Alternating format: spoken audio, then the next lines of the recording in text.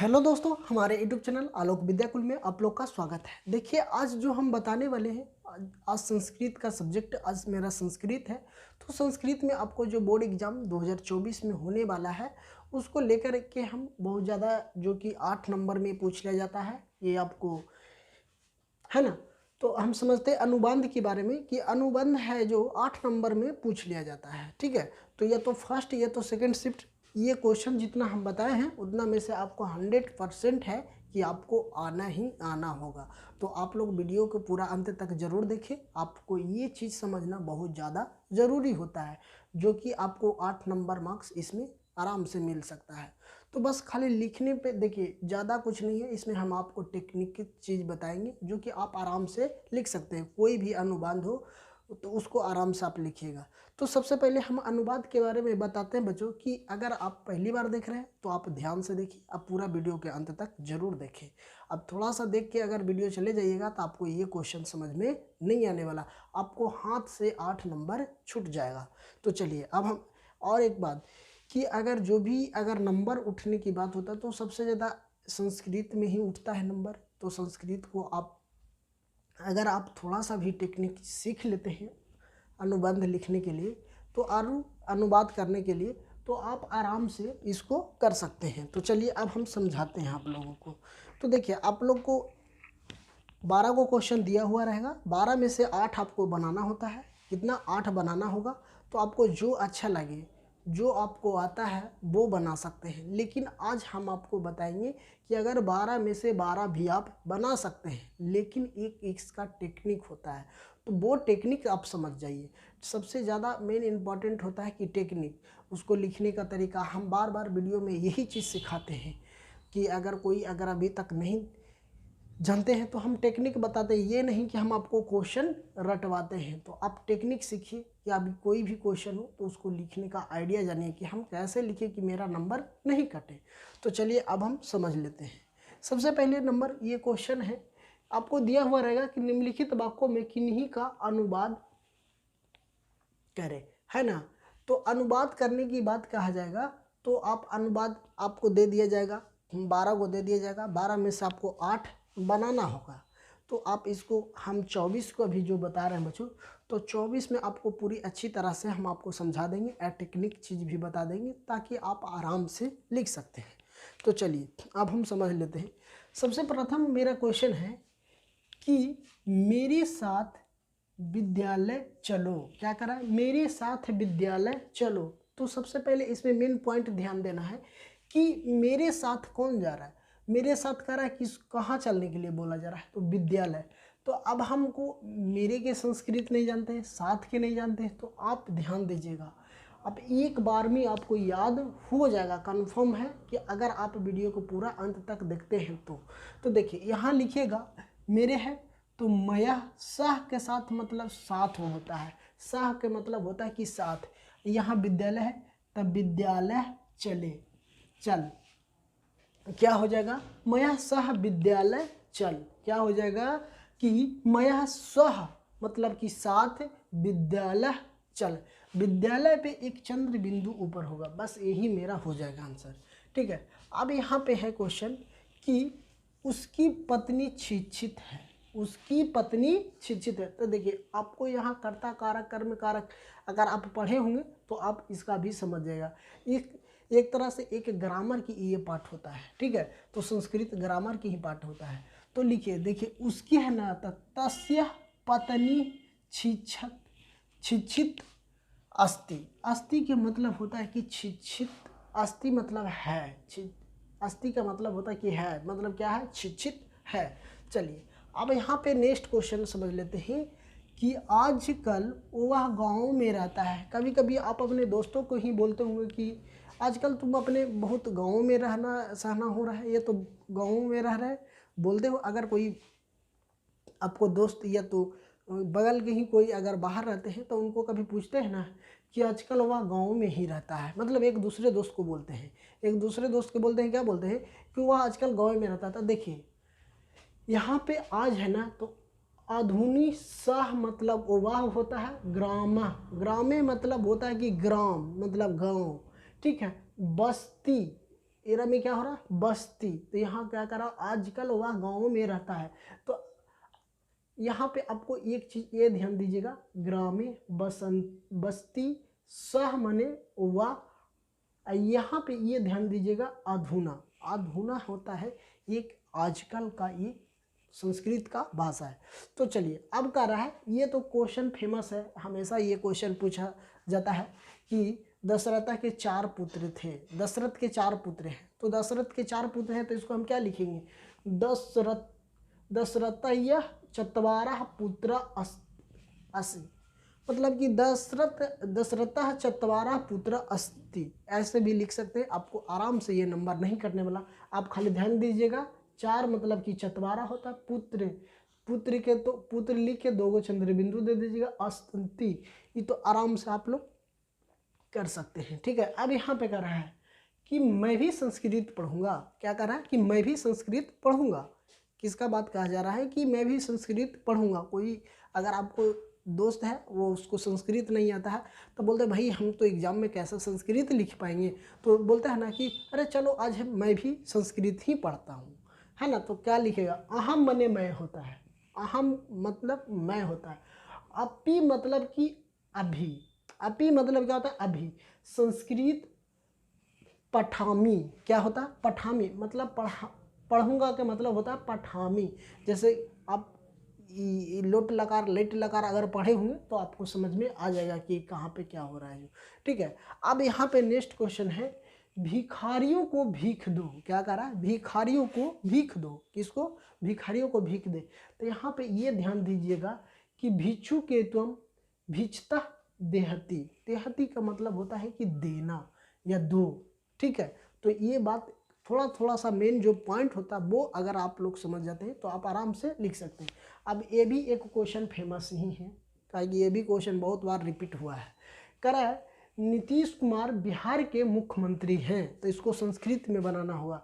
तो देखिए नाम का नाम ही होता है, इतना बात ध्यान में रखिए कि किसी चीज़ का नाम हो तो उसका संस्कृत नाम ही होगा।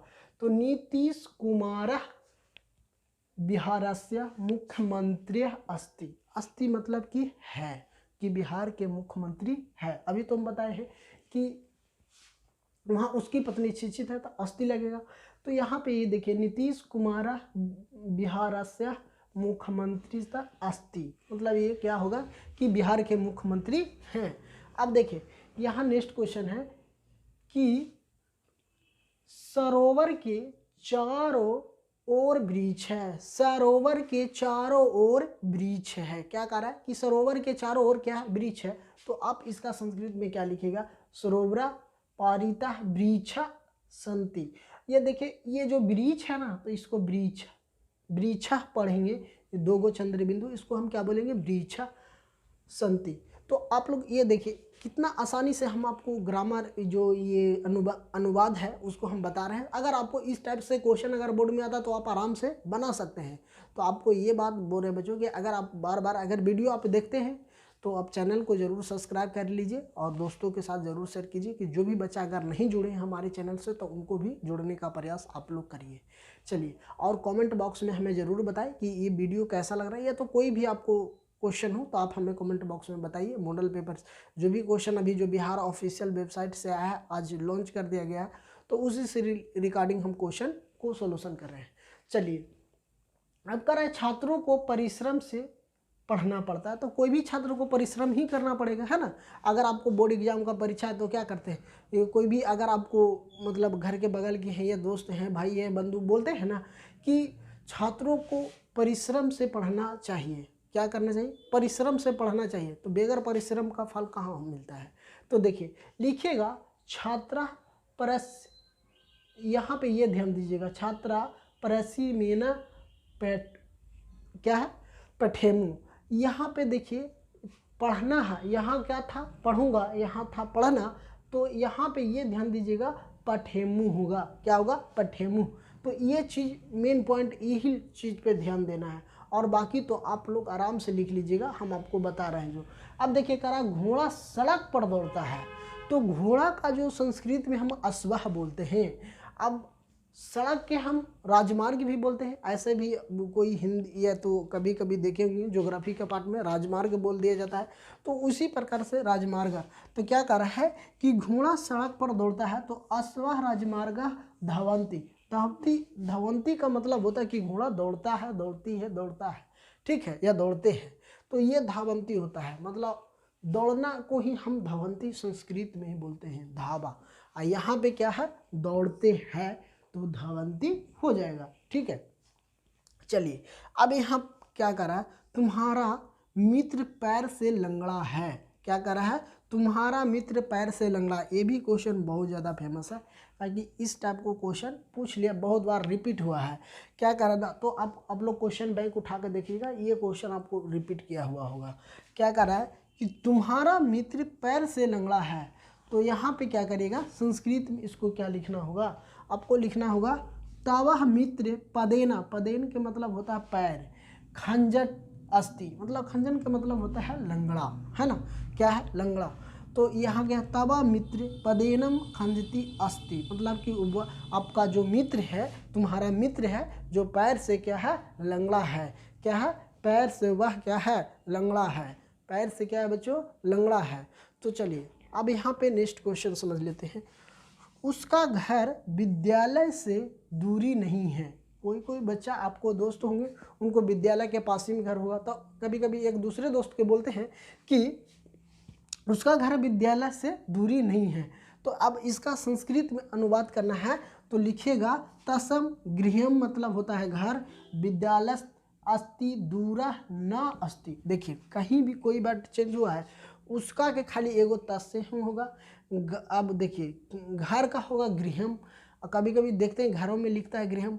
अब विद्यालय के विद्यालय, यहाँ पे दूर के क्या है, दूर से अति न अस्तित्व, है ना, क्या करा है, तवस्यम गृहम विद्यालयस्थ अति अति दूरा न अस्ति, मतलब उसका घर से विद्यालय को ज़्यादा दूर, बहुत दूर, सॉरी विद्यालय से दूरी नहीं है, ठीक है। अब यहाँ पे है, ये भी आपको क्वेश्चन हम आपको फेमस है, ये भी क्वेश्चन आप लोग बहुत ज़्यादा इम्पोर्टेंट है कि गंगा हिमालय से निकलती है। ये भी क्वेश्चन बहुत बार रिपीट किया हुआ है कि गंगा हिमालय से निकलती है। कहाँ से निकलती है, तो गंगा हिमालय से निकलती है। तो इसको हम संस्कृत में लिखेंगे गंगा हिमालयतसम प्रभावती। क्या होगा, गंगा हिमालयतसम प्रभावती।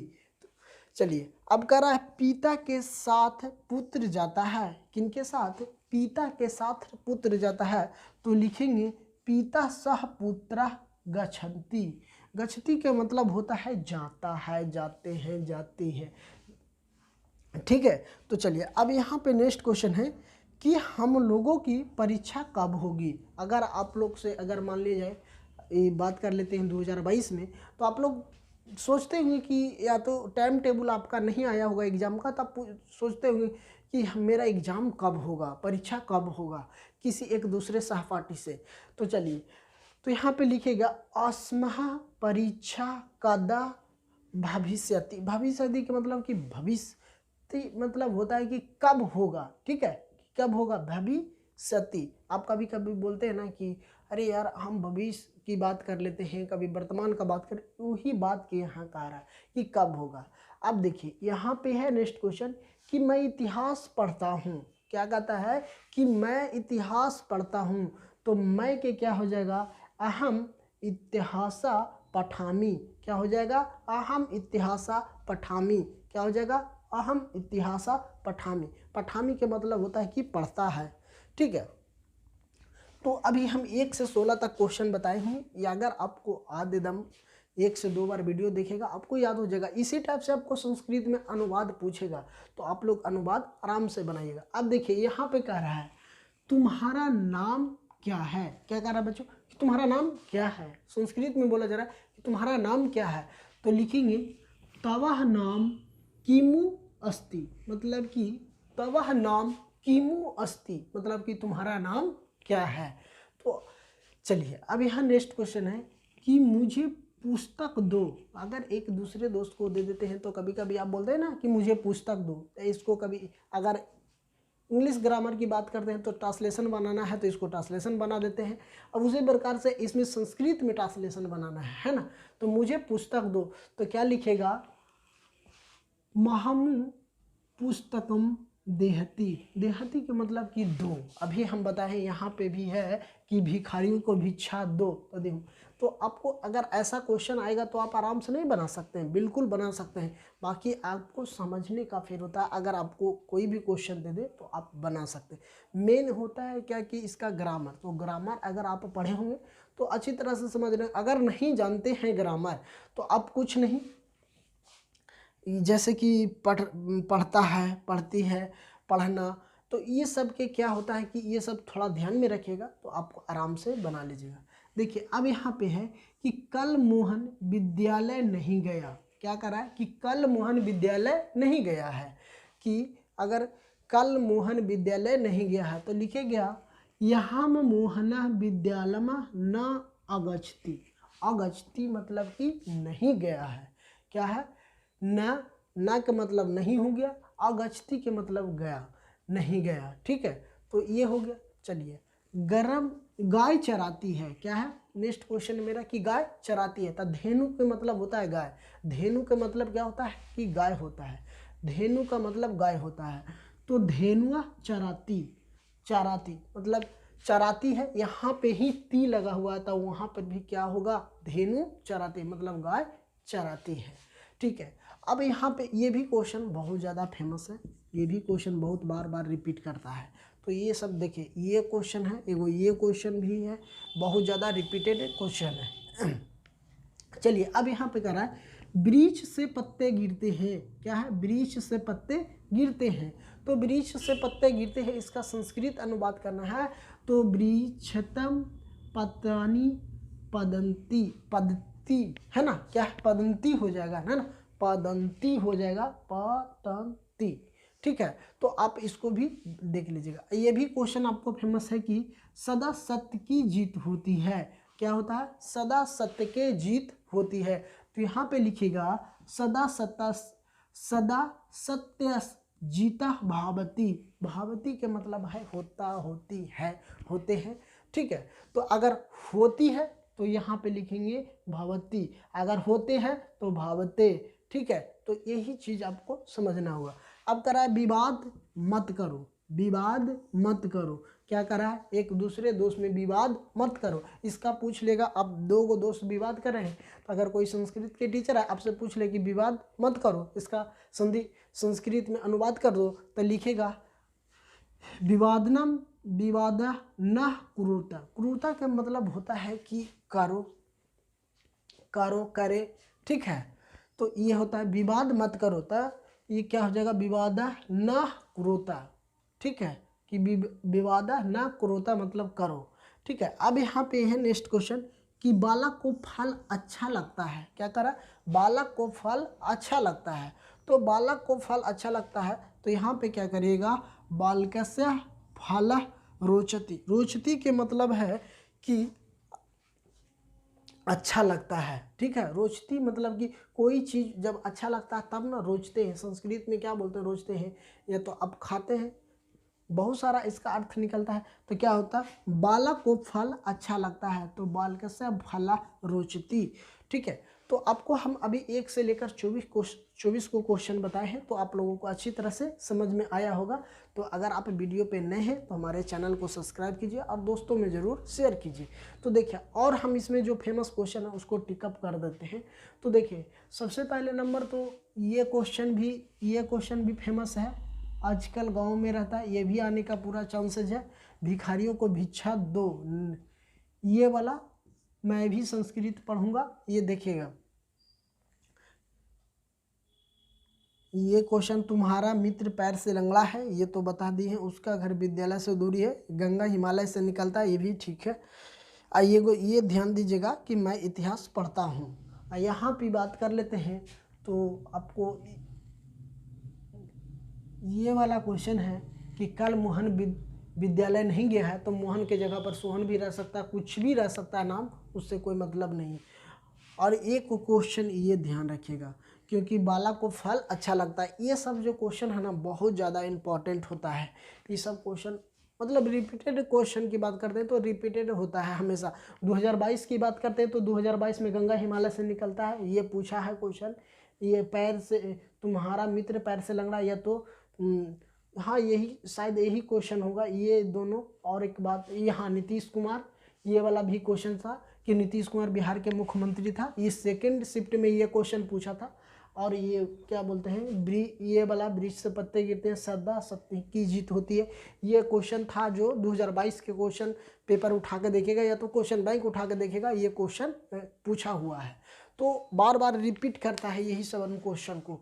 तो ये तो 100% ये वाला की बात करते हैं बिहार के मुख्यमंत्री। और क्या, एक तुम्हारा मित्र पैर से लंगड़ा है, गंगा हिमालय से निकलता है, ये सब क्वेश्चन है जो बहुत बार रिपीटेड होता है। तो ये चीज़ बहुत ज़्यादा विशेष आप लोग ध्यान दीजिएगा। तो अगर आप वीडियो पर पहली बार है तो हमारे चैनल को सब्सक्राइब कीजिएगा और दोस्तों में ज़रूर शेयर कीजिएगा। तो थैंक यू, फिर अब मिलते हैं अगले कक्षा में।